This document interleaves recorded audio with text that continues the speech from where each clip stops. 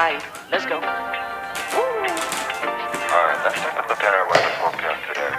Today's forecast, a lot of sunshine, blue skies, marine clouds. Just a perfect day to go outside and relax. That's your forecast. We'll be right back. Yeah, sunny days, sunny days, sunny days. No clouds in the sky, about to get away. Feels like it's been a freaking decade. Sorry, don't call me cause I'm gonna be on break. Sunny day, make way. All the stress and doubt, yeah, not today. Nous sommes lundi et j'étais en train d'implémenter une nouvelle habitude, organisation, planification, et je me suis dit que j'allais partager ça avec vous. J'espère que ça pourra vous inspirer. À l'avenir, je ferai plutôt ça le dimanche soir, mais là, je viens d'y penser. Et je continue toujours à écrire mes to-do list sur l'application Rappel parce que je trouve ça hyper pratique de l'avoir à portée de main toute la journée. Mais là, c'est plus quelque chose que l'on va laisser ouvert sur son bureau. C'est en deux parties. Peut-être que vous planifiez votre semaine le dimanche soir et qu'ensuite vous venez modifier dans la semaine ce que vous aviez prévu. Au moment de planifier votre semaine, essayez de vous demander les trois choses suivantes. Qu'est-ce que j'ai fait la semaine passée et que j'aimerais arrêter de faire cette semaine ? Donc par exemple, ça peut être arrêter de grignoter le soir devant la télé. Deuxième chose, qu'est-ce que je souhaiterais commencer à faire la semaine prochaine ? Ça peut être par exemple un challenge d'être dans son lit avant minuit tous les soirs. Et enfin, troisième chose, qu'est-ce que je continue à faire la semaine prochaine ? Par exemple, continuer à boire 2 litres d'eau par jour. La deuxième chose dont je souhaitais vous parler, c'est de créer 5 objectifs dans des grandes catégories. Le premier objectif concerne la maison. Ça peut être ranger ton dressing, ranger les placards de la cuisine, ou alors pour ma part, là, ce que je vais noter, c'est ranger les produits de ma salle de bain parce que j'en accumule et ils ne sont pas rangés par catégorie. Le deuxième, c'est un objectif bien-être relatif au corps ou à l'esprit. Par exemple, marcher 10 minutes tous les matins avant de commencer à travailler parce que je trouve ça très très important de mettre son corps en mouvement, de marcher, de prendre l'air et de prendre le soleil aussi, très important pour le mood et pour activer le cerveau, commencer à réfléchir. J'ai toujours des idées quand je marche, ça peut être un objectif. Ou alors lire ce livre en particulier, voilà, c'est votre challenge de la semaine. Troisième objectif, c'est un objectif travail. Pour ma part, cette semaine, je vais noter répondre à tous les DM parce que vous avez été tellement gentils à me laisser même plus de 300 commentaires sous ma dernière vidéo YouTube. Et donc, j'ai privilégié les réponses à cette vidéo plutôt qu'à mes DM. Et maintenant, j'en ai beaucoup à rattraper. Donc là, ça va être mon objectif de la semaine d'être à jour dans tous mes DM. Quatrième objectif, c'est un objectif famille. Ça peut être aussi simple qu'appeler ta grand-mère, aller dîner en amoureux le mardi soir ou alors prévoir des activités pour les vacances que vous allez faire en août. Et enfin, cinquième objectif, ça concerne la catégorie de l'apprentissage. Par exemple, pour ma part, je vais apprendre plus de rituels ayurvédiques parce que j'ai vraiment envie de faire cette vidéo 5 ou 10 rituels d'Ayurveda importants qui peuvent vraiment nous aider dans la vie quotidienne et pour ça j'ai besoin d'apprendre. Ou alors ça peut être en apprendre davantage sur la glycémie. Je sais qu'en ce moment vous me recommandez tout le livre Glucose Révolution, je crois que ça s'appelle comme ça. Ou alors en apprendre davantage sur le sommeil. Et cette dernière catégorie sur l'apprentissage est vraiment chère à mon cœur puisque de nos 7 ans jusqu'à nos 17-18 ans ou même encore plus pour ceux qui ont fait des études, eh bien nous avons appris tous les jours. Nous étions à l'école, nous apprenions des tonnes de choses dans des domaines complètement différents, allant des maths à l'histoire en passant par les langues.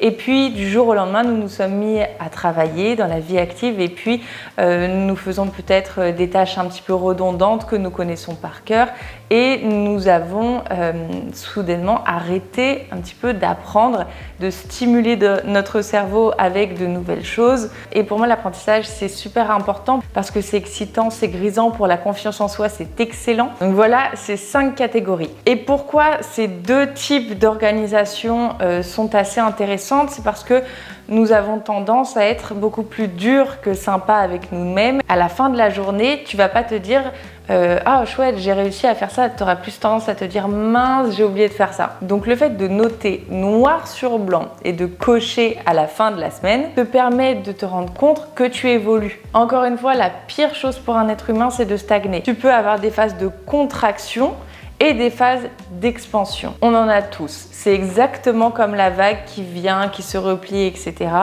Et on a besoin de ces deux types de phases. Mais on a surtout besoin de se rendre compte qu'on a des objectifs et qu'on évolue, et qu'on avance et qu'on fait des choses. On a vraiment besoin de ça pour notre santé mentale. Et je vous dis, si vous ne notez pas en challenge que vous devez cette semaine ranger votre dressing, vous arrivez à la fin de la semaine, vous ne l'avez toujours pas fait. Et là, vous vous dites des choses qui sont pas sympas. Oh là là, encore une semaine où j'ai pas fait ça, où je me suis concentrée sur autre chose, où j'ai oublié, etc.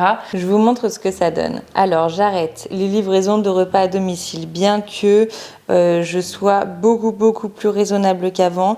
Il y a quand même plusieurs repas dont je pourrais me passer et que je pourrais faire moi-même avec une meilleure organisation. Et ensuite, vous voyez, lundi, mardi, mercredi, jeudi, vendredi, samedi, dimanche, comme ça, je pourrais voir le pourcentage de réussite et pas seulement ne pas cocher parce qu'il y a un jour où j'ai commandé, vous voyez ce que je veux dire.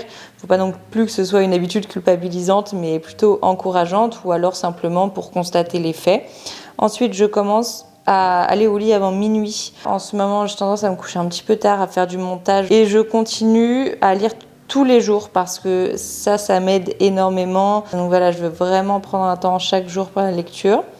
Et ensuite, au niveau des 5 objectifs dont je vous ai parlé, eh bien, à la fin de la semaine, si j'ai réussi, j'entourerai le petit point.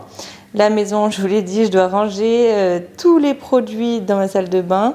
Au niveau de mon bien-être, je veux lire le livre Le charme discret de l'intestin.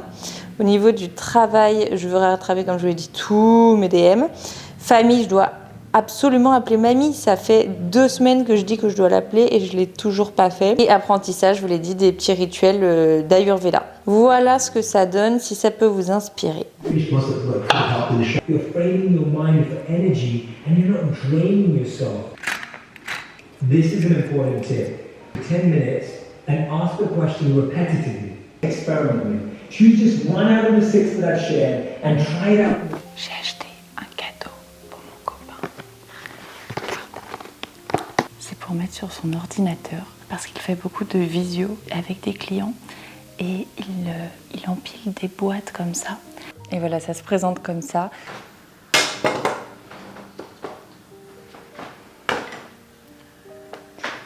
Franchement, ça rend super bien. Oh waouh. Combien mon amour, merci, t'anticipes mes besoins, c'est où? Autre colis, j'avais tellement hâte de le recevoir, celui-ci, c'est de la marque Gas. Vous savez, les bijoux. Et ils m'ont proposé de m'envoyer une box mi-beauté, mi-bijoux, et ils m'ont proposé de choisir 2 bijoux. Je pense qu'ils ont changé de styliste ou quelque chose comme ça, parce que je me souviens de Gas quand j'étais petite, c'était pas vraiment le même style.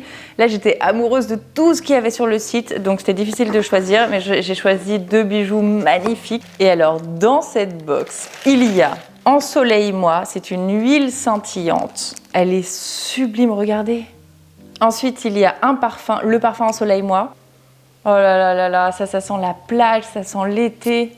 Oh, et la version mais grand format, tellement jolie. Les amis, nous avons fait une petite éclipse temporelle parce que j'ai reçu les bijoux un petit peu plus tard que la box et je voulais les ouvrir devant vous. Encore une fois, c'est pas du tout une collab. Simplement, je suis très contente d'avoir pu choisir exactement ce que je voulais sur le site. Je trouve ça hyper gentil. Et quand j'ai ouvert la box, il y avait un petit mot que j'ai trouvé très impactant. C'était inscrit « Depuis 1969, nos bijoux sont faits main, mais surtout avec le cœur ».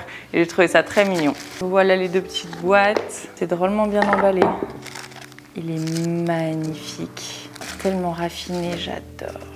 Il est sublime, avec les petites perles comme ça. Et le bracelet, oh, waouh! C'est une inspiration un petit peu vintage. Regardez comme il est beau. Et je trouve qu'il se marie parfaitement avec les autres colliers que j'ai. J'aime beaucoup accumuler plusieurs colliers. Et en réalité, vous me demandez toujours d'où vient cette médaille. Mais c'est la médaille de baptême de mon père. Derrière, c'est inscrit Gilles, son prénom. avec la date de son baptême. Non, 6 juin 71, c'était bien sa communion, c'était pas son baptême. Donc ça, vous voyez, c'est un bijou ancien avec une chaîne ancienne et c'est ma grand-mère qui m'a offert ça. Et vous voyez, lorsqu'on regarde les détails, on a vraiment le code du vintage qui a été repris par Gaz tout en le modernisant. Vraiment super raffiné, le travail est magnifique. Et voilà, j'adore, je suis trop fan. Et les deux que j'ai là, les tout fins, ce sont encore des bracelets qui appartenaient à ma grand-mère. Et je vous le montre de plus près. Et ce qui est intéressant, c'est que j'ai une autre grand-mère qui avait un bracelet comme ça. Et en fait, c'était un bracelet un peu cachette, dans le sens où tu pouvais ouvrir ces petites choses-là et tu pouvais y cacher une petite pilule. Et vous voyez, les pierres ont des couleurs différentes. Alors ça existe dans d'autres couleurs également. J'ai choisi celui-ci, mais je crois qu'il y en a un avec du vert. Mais moi, j'ai choisi des harmonies de rouge foncé, orange, un peu plus ocre. Encore une fois, merci énormément Gaz, ça me fait trop plaisir. J'ai aussi commandé ça, ça va sauver mon été. Je n'avais pas des grosses pinces comme ça, vous savez, j'avais que des petites. Les couleurs sont top, il y a une noire, une transparente et 2 marrons. Je ne sais pas si ça conviendrait aux cheveux très épais, quoique elle est quand même généreuse. J'ai commandé un deuxième cadeau pour mon copain. Il n'arrive jamais à ranger correctement toutes ses chaussures. Alors, on va aller lui installer directement dans son armoire. Pareil, ça je vous mettrai dans la barre d'infos. On va aller lui installer. Alors, je vous montre le avant. Donc, vous voyez, il laisse des chaussures comme ça en plein milieu, mais ça me rend folle. Donc, la petite astuce, c'est de faire un cadeau et de lui offrir quelque chose qui lui permettra de mieux ranger ses chaussures, mais dans le placard, n'est-ce pas? Donc, l'idée, c'est de tout lui installer sans rien lui dire. Après, il ouvrira et il dira « Oh, mais c'est trop génial !» Il sera content. Et comme ça, on ne se dispute pas pour les chaussures qui sont dans la chambre. Bonne idée, n'est-ce pas? Le reveal! Et voilà, toutes les chaussures sont bien rangées et franchement c'est super pratique. Là vous voyez il y a 3 crans, donc soit tu le mets au premier cran et donc c'est très bas, mais si ta chaussure est un peu plus haute, tu peux tout à fait remonter et laisser plus de place, par exemple pour les bottines ou les talons, ce genre de choses. Tu mets la chaussure au fond et tu mets l'autre par-dessus et là vous voyez il y a un petit truc qui bloque et en plus vous voyez il y a de la texture ici. Ce qui fait qu'elle ne glisse pas quoi. Beaucoup trop pratique, c'est bien plus ordonné. Je suis allée faire une pédicure, regardez comme ça fait bien propre, trop joli. J'adore, j'ai fait un blanc laiteux et c'est tellement bien fait, tellement chic. Et je dois vous avouer quelque chose parce que je suis sûre que je ne suis pas la seule dans cette situation et j'aimerais aider des personnes qui peut-être se sont senties comme moi. Pendant des années et des années, même en été, je ne portais pas de sandales, de chaussures ouvertes. Je portais que des boots, des baskets, des chaussures fermées parce que j'avais honte de mes pieds, parce que j'ai des pieds grecs. Et vous voyez, le second orteil est plus grand que tous les autres. Mais j'ai hérité des pieds de mon père, que voulez-vous, on ne choisit pas. Et en fait, ouais, j'étais complexée, j'avais honte de mes pieds, j'avais l'impression que mes orteils faisaient un doigt d'honneur. Et puis j'ai rencontré mon copain et il m'a dit quelque chose qui m'a vraiment fait un déclic. Lui aussi, il a les pieds grecs. Et je lui dis, oh là, j'aime vraiment pas mes pieds, regarde, ils sont trop moches. Il me dit, mais enfin, n'importe quoi. Et puis en plus, tes pieds, depuis 26 ans, ils t'emmènent bien exactement où tu veux aller. Et c'est exactement le principal. Ils sont pas moches du tout. T'as de la chance d'avoir des pieds, de pouvoir marcher, qui soient fonctionnels. Et ça m'a vraiment fait réaliser que j'étais focalisée sur quelque chose de tellement futile. J'ai complètement transformé ma perception en me disant que effectivement, il avait tout à fait raison. Mes pieds, ils m'emmènent là où je veux depuis 26 ans. Au moins, je peux marcher, je devrais en être fière et je devrais être reconnaissante de ça. Et à partir de ce moment-là, j'ai commencé à acheter des sandales, à les porter sans aucune gêne.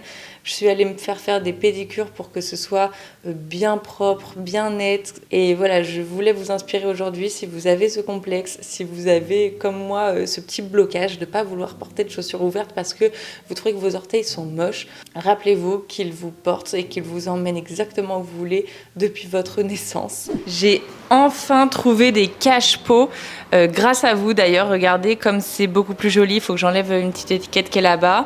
un beige, un gris qui va très bien dans le bureau, sauf que comme une quiche, j'ai acheté 2 petits et un grand alors qu'il fallait 2 grands et un petit. Donc je l'ai quand même gardé parce que la couleur était très jolie. Vous voyez, c'est ce vert d'eau et finalement je mets mes appareils photo, etc. dedans. Peut-être un autre beige et mettre le petit gris au milieu, je pense que ça le ferait. Vous savez que je cherchais des cache-pots depuis super longtemps, j'en pouvais plus d'avoir ces pots trop moches comme ça dans le bureau.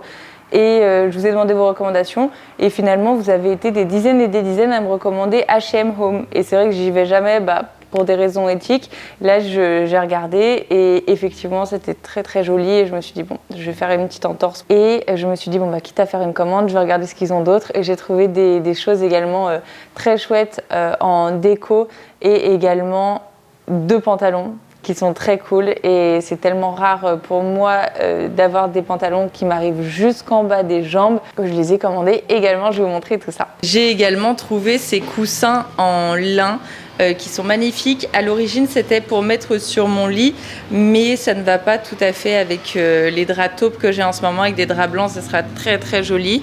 Et j'ai également acheté des coussins 50 par 50 mais je les trouve tellement chic en lin comme ça. Trop joli. Ça c'est vraiment incroyable. Vous savez, ce canapé était nu. Il n'y avait pas de coussin dessus. Et j'ai trouvé un lot de 3 housses de coussins. J'ai acheté les coussins également. Et alors ce qui est génial, c'est déjà que c'est franchement pratiquement la même couleur. Et surtout au niveau de la matière, regardez comme ça fonctionne super bien. Vous voyez, c'est un petit peu épais. Ce n'est pas très doux, hein, mais je trouve que au niveau esthétique, ça fonctionne très très bien avec mon canapé. Donc il y en avait un rayé, un comme ça et un autre qui ressemble à cela. Et voilà, ça habille un petit peu plus la pièce tout en étant plus confortable également. Et je trouve que l'ensemble est très sympa avec l'autre canapé. Poppy toujours très contente. Ouais, c'est la caméra. Et regardez ces fleurs. Même si Sébastien n'est pas là, il y a un autre fleuriste sur le marché. C'est une petite grand-mère qui est adorable, qui s'appelle Françoise et qui a des prix très attractifs également. Et donc là, j'ai pris un mélange de bleuet et le reste, j'ai aucune idée de ce que c'est. Mais voilà, je voulais des fleurs un petit peu dans les tons jaune, bleu, violet pour mettre dans le salon parce que c'est vraiment la petite touche de couleur estivale qui fait toute la différence avec le vase tsetse. Et j'ai acheté également un énorme bouquet, pareil à la même personne, Françoise. Simplement, il fait tellement chaud, vous voyez. Ouais, Poppy, tu veux vraiment être sur tous les plans. Mais oui, je vous disais, regardez les petites roses, elles commencent déjà à faire la tête, c'est le cas de le dire. Mais c'est quand même super joli et je vais garder l'eucalyptus. J'ai gardé celui de mon dernier bouquet, je vais vous montrer ce que j'en ai fait. Vous savez que je suis absolument folle de l'eucalyptus, donc il y en a dans l'entrée. Il y en a également, comme vous le savez, dans mon dressing. Et donc j'ai repris l'eucalyptus de mon dernier bouquet.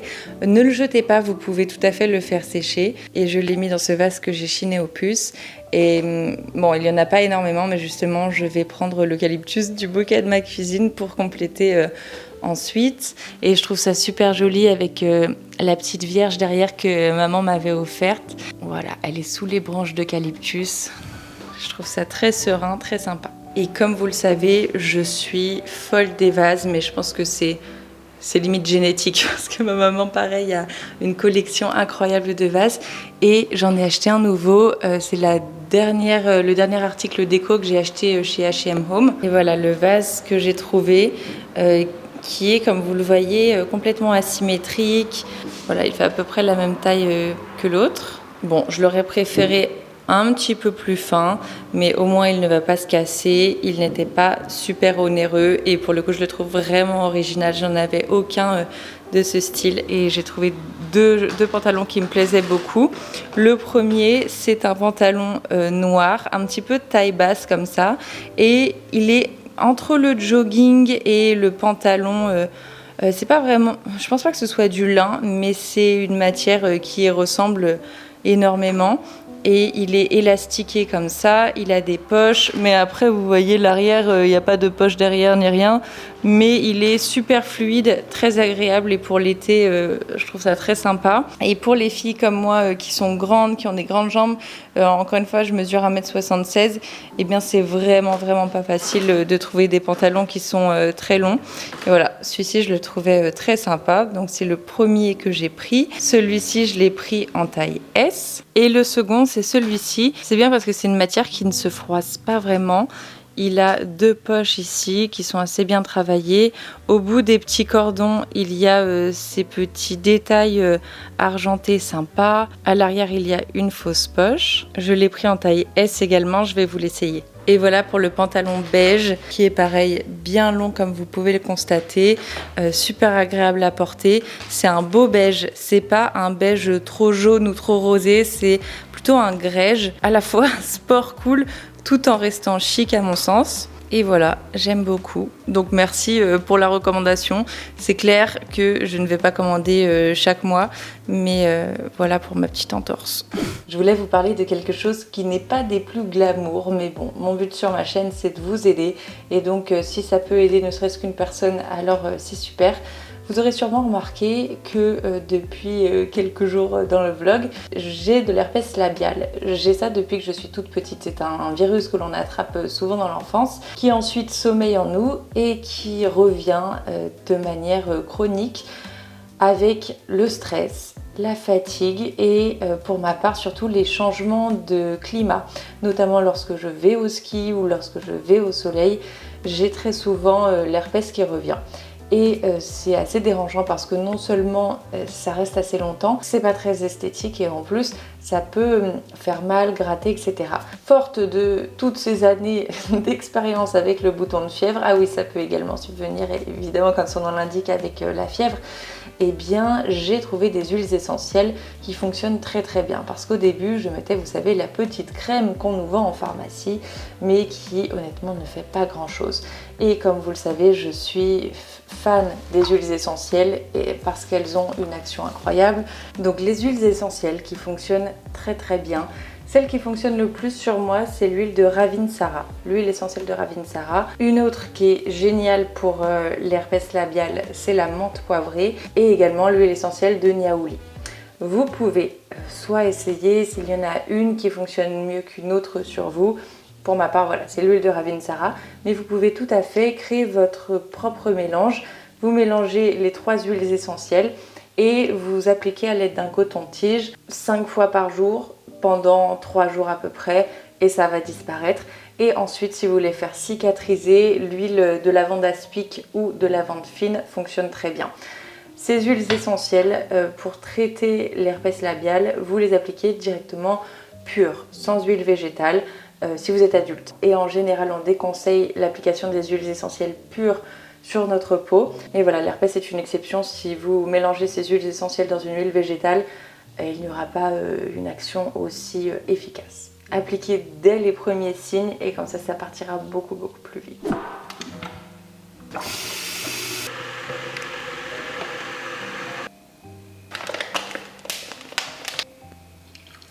Nous sommes jeudi soir, je rentre du yoga, je me suis fait un petit thé à la menthe et je voulais vous raconter un peu. J'ai vu ça sur une chaîne YouTube de vlog que je suis et la fille avait des petits sachets comme ça en silicone. Vous voyez, ça s'ouvre en dessous et vous pouvez mettre du thé ou de l'infusion en vrac et ça contient exactement ce qu'il faut, une cuillère à soupe. Ce qui est génial, c'est que ça ne laisse pas du tout passer de petites herbes parce qu'avec les boules à thé, il y a toujours du thé qui passe et en plus c'est hyper galère à nettoyer, vous savez, les boules à thé en métal. Ça c'est vraiment génial, ça se nettoie en 2 secondes. Donc si ça vous intéresse, je vous mettrai le lien dans la barre d'infos, mais trop pratique. C'est vendu, je crois qu'il y en avait 6. Regardez, c'est ça. Et en fait, tu ouvres, tu mets ton thé, tu refermes et tu laisses infuser. Ça faisait super longtemps que j'étais pas allée au yoga parce que ma salle de yoga dans laquelle j'allais a fermé définitivement. Et ensuite, ma copine avec qui j'allais au yoga est partie en vacances au Vietnam et on s'est dit qu'on allait découvrir un nouveau studio ensemble. J'avais pas trop envie d'aller toute seule, elle avait envie que je l'attende aussi. C'est pour ça que ça faisait très longtemps que j'avais pas fait de yoga et ça m'a permis de me rendre compte que ça me manquait terriblement et que j'aimais vraiment ça. Et donc elle est rentrée de vacances et on a repris ensemble aujourd'hui dans un nouveau studio de yoga à Lyon. Et j'ai testé pour la première fois le yoga vinyasa parce que vous savez qu'avant je ne faisais que du yoga hatha, c'était vraiment mon préféré. Et donc elle me dit viens on teste le vinyasa, c'est hyper sympa, c'est un petit peu plus physique. Les amis, c'était extrêmement physique. En fait, c'est des postures de yoga, mais qui s'enchaînent sans arrêt. J'ai mal, j'ai très mal. Mais le problème, c'est que j'ai pas énormément accroché à l'énergie de la professeure. Vous savez que c'est tellement important. Je trouve que c'est vraiment la prof qui fait toute la pratique. Et là, je pense que c'était plus une coach sportive à l'origine, puisque même ma copine m'a dit mais écoute, le vinyasa normalement c'est beaucoup plus spirituel que ça. Là c'était vraiment plus du sport que le côté méditatif du yoga que j'aime tant, où on prend son temps. Et ce que j'aimais avec ma prof dans l'autre cours de yoga, c'est qu'elle était extrêmement bienveillante, indulgente, et à chaque fois qu'elle nous disait de faire quelque chose, eh bien, elle disait mais vous inquiétez pas si le geste n'est pas parfait, ce qui compte c'est vraiment l'intention, c'est l'idée qu'on met derrière sa pratique et non pas le geste en lui-même. On s'en moque que ce soit pas super bien fait.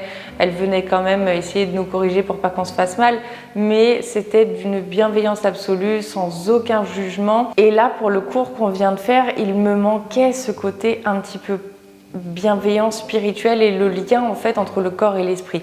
C'était surtout le corps pour le coup, et je vais tester un autre type de yoga. Donc voilà, je vous tiendrai au courant, mais ça m'a fait du bien de reprendre quand même parce que après tu te sens super bien. Mais le vinyasa c'est drôlement physique quand même. Je préfère peut-être moins travailler mes muscles parce que je fais pas du yoga pour me muscler ou quoi que ce soit. Moi c'est vraiment pour créer un lien entre le corps et l'esprit tout en bougeant mon corps bien sûr et en continuant à m'assouplir parce que je trouve ça génial.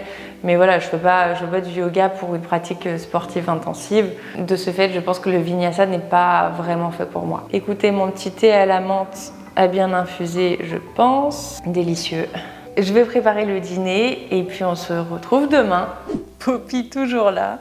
Les amis, nous sommes vendredi et aujourd'hui j'avais envie de vous parler d'un livre que vous avez des dizaines et des dizaines à me recommander. C'est Faites votre glucose révolution.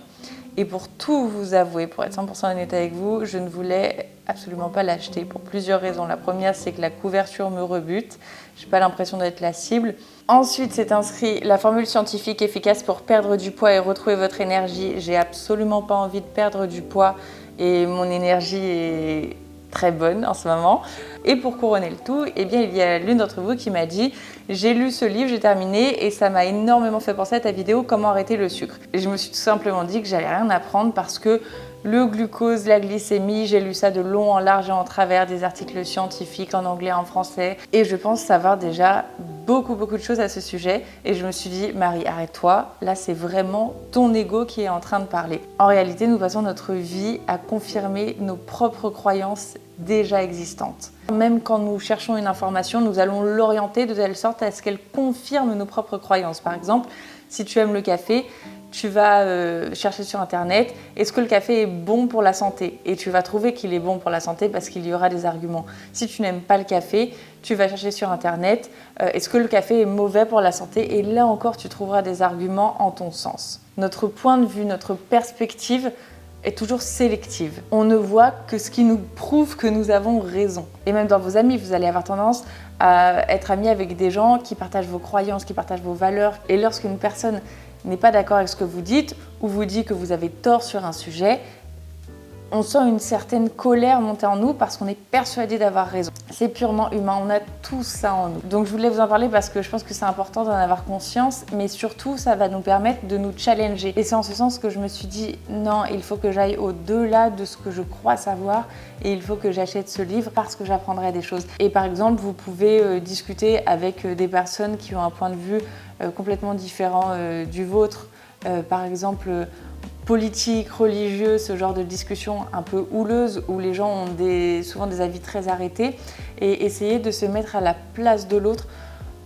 Pourquoi cette personne pense avoir raison sur ce sujet et vraiment essayer de la comprendre. Et j'ai l'impression que ça augmente un petit peu notre tolérance parce que notre ego sera toujours là pour nous faire croire que nous savons déjà. Donc c'est pour ça que la semaine prochaine, je vais commencer ce livre parce que si autant de personnes me le conseillent, je ne peux pas rester camper sur ma position, à me dire non mais moi le glucose, de toute façon je connais déjà, c'est faux. Il y aura forcément des informations que je ne connaîtrai pas, qui ouvriront mon esprit à d'autres points de vue, d'autres manières de voir les choses, peut-être des exemples impactants, peut-être ne serait-ce que le fait de rafraîchir ma mémoire. Donc voilà, merci beaucoup pour la recommandation et voilà, je vous dirai ce que j'en pense bien dans le weekly vlog prochain. Et deuxième livre dont je voulais vous parler, alors j'en suis vraiment au début, vous voyez, j'ai lu une 40aine de pages, c'est Nos séparations de Fuenquinos. Je continue mon petit marathon, même si maintenant j'ai des lectures un petit peu plus scientifiques parce que j'adore ça, j'adore apprendre des choses sur notre corps, sur le fonctionnement. Ça me permet de prendre de meilleures habitudes de bien-être et de me sentir mieux. Donc c'est pour ça que j'alterne un petit peu les fictions et les lectures un peu plus réelles sur des sujets qui nous concernent tous. Nos séparations, vraiment pour lâcher prise le soir dans mon lit. C'est une bouffée d'air frais ce livre. Si vous avez besoin d'une lecture légère de vacances, je vous le conseille vivement, bien que je ne sois qu'au début, parce que je retrouve vraiment la sensibilité que j'avais adorée dans La délicatesse. Et d'ailleurs, je crois que ce livre est paru juste avant La délicatesse. Il est paru, si je ne vous dis pas de bêtises, en 2008. Voilà, 2008 et La délicatesse en 2009. Et les prémices de toutes ces belles descriptions avec ces pointes d'humour très justes, je retrouve vraiment le Fuenquinos couverture en cachemire que j'adore. Et c'est d'ailleurs l'une d'entre vous qui m'avait conseillé ce livre, donc je le savoure. Les amis, bonjour! J'imagine qu'il y a encore un petit peu d'écho, mais j'ose espérer que c'est mieux avec le micro. J'ai reçu un colis de chez Mandaya et je dois vous avouer que je l'avais déjà reçu, sauf que j'avais pas lu les consignes, je savais pas ce que c'était et j'ai fait n'importe quoi. J'ai pris le pot d'amandes à la petite cuillère pour le goûter comme ça, comme si c'était de la purée d'amandes, alors que pas du tout. En fait, c'est pour faire des recettes. Tu peux faire du lait d'amande avec 2 ingrédients, juste en rajoutant de l'eau dans la crème d'amande. Tu peux faire aussi des recettes avec ça, ce qui te permet de ne pas utiliser de matière grasse, mais d'utiliser uniquement ça. C'est 100% fait en France, etc. C'est pas une collab, encore une fois, c'est juste pour aider une jeune marque française qui fait des choses bien, à la fois pour la planète et pour notre corps. Et en fait, j'ai pas mal de bananes, je pense que j'en ai, je vais vous montrer. J'ai plein de moucherons.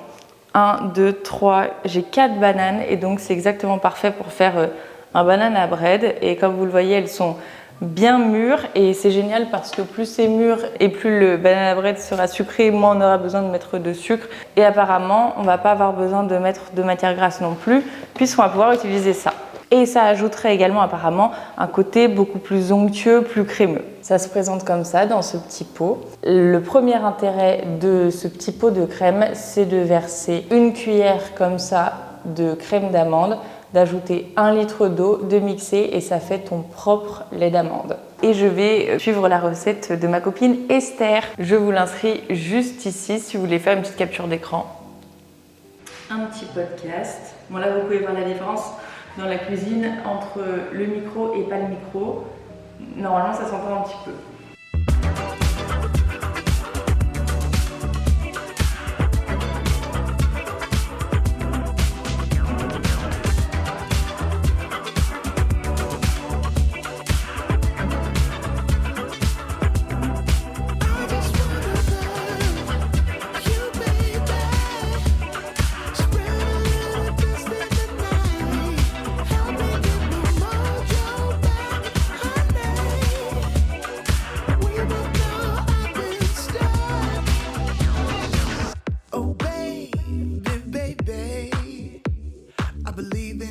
Le reveal. Tadam! Il est tellement beau, regardez. Magnifique. Et maintenant, passons à la dégustation. Mon morceau préféré dans les gâteaux, c'est l'entame. Au milieu, ça m'intéresse pas trop, mais l'entame, j'adore parce que c'est bien croustillant. Il est bien moelleux. C'est très moelleux, mais je vous avoue, j'aime trop le beurre. Je pense que ça aurait été parfait si j'avais mis à la fois la crème d'amande pour justement le côté très moelleux que ça donne au gâteau et du beurre pour le côté un peu plus fondant, quoi. J'aime trop le beurre, qu'est-ce que vous voulez que je vous dise? Autant le sucre, c'est pas trop mon truc, mais le beurre dans un gâteau, pour moi, c'est essentiel. Je valide quand même le côté très moelleux comme ça. Mais mandaya, je vais le tester déjà pour faire du lait d'amande et je vais surtout le tester en sauce. Ça doit être très très sympa également parce que j'adore faire des sauces, notamment avec de beurre de cacahuète. Et ça doit être chouette de le remplacer avec de la crème d'amande, notamment avec du lait de coco, du curry, ce genre de choses. Nous sommes samedi soir et je fais une petite pause dans le montage. Nous allons au restaurant. Je voulais juste vous montrer ma tenue. C'est de la collection Claire Rose X Naked. J'ai adoré toute la collection. Ce pantalon entre le champagne et le taupe en soie magnifique avec cette chemise. En fait, le pantalon, ce qui est trop bien, c'est qu'il est hyper fluide, très confortable et surtout hyper long. Et la chemise, en fait, il y a des rayures qui sont exactement, vous voyez ici, exactement de la couleur du pantalon. Elle a fait en sorte que toutes les pièces puissent s'assembler, mix and match. Et voilà, un petit look d'été très chill. Let's go. Alright, let's take a look at our weather forecast today. Today's forecast, a lot of sunshine, blue skies, marine clouds. Just a perfect day to go outside and relax. That's your forecast. We'll be right back.